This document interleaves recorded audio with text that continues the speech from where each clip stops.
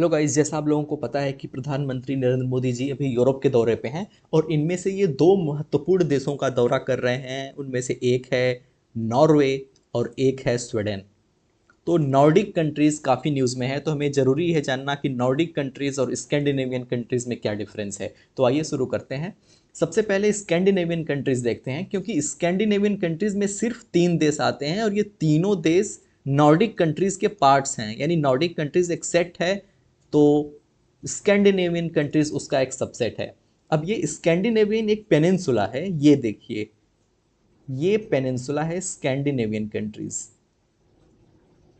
क्यों ये अलग हैं? क्योंकि ये है आपका नॉर्वे, ये है स्वीडन और ये है डेनमार्क, ये तीनों, और ये है आपका फिनलैंड, और यहाँ पे है दूर आइसलैंड।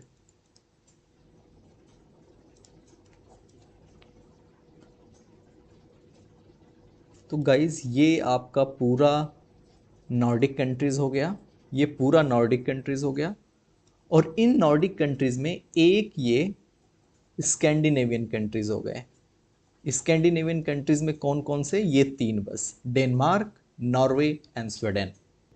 अब गाइज आपको जानने की ज़रूरत है कि जो नॉर्डिक कंट्रीज़ हैं ये एक तरीके से political, cultural and geographical and economical council, या फिर उसे बोल सकते हैं हम कि कोऑर्डिनेशन बिटवीन कंट्रीज़ हैं। इनमें ये पांचों देश आते हैं।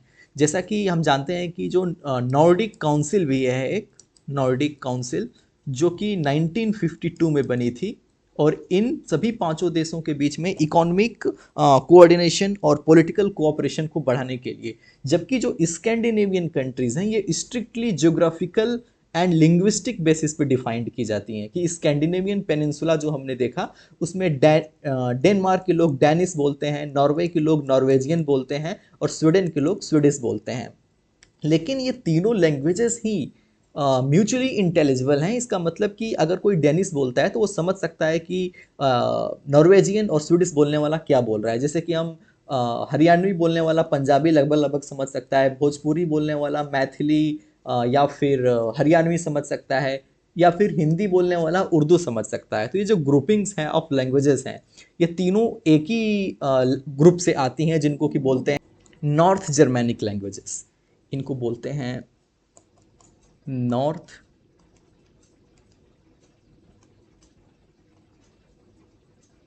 Germanic languages.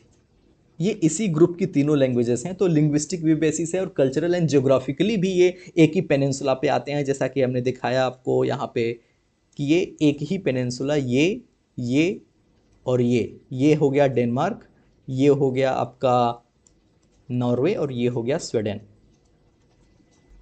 तो गाइस जैसा कि आप यहाँ पे देख सकते हैं कि जो नॉर्डिक कंट्रीज़ हैं, जो नॉर्डिक कंट्रीज़ हैं ये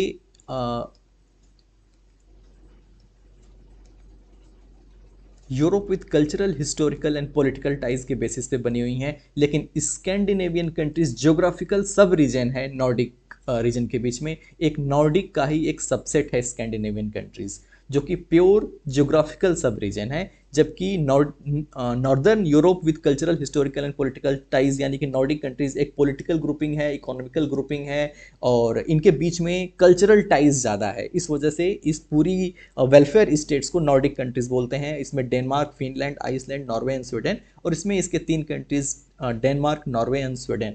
cultural, history, language, connections and cooperation, Nordic council, geography with similar Germanic languages, जिसकी बात हम कर रहे थे, Danish and Norwegian and Swedish, DNS, एक ही पेरेंट जो लैंग्वेज है उनका सेम है।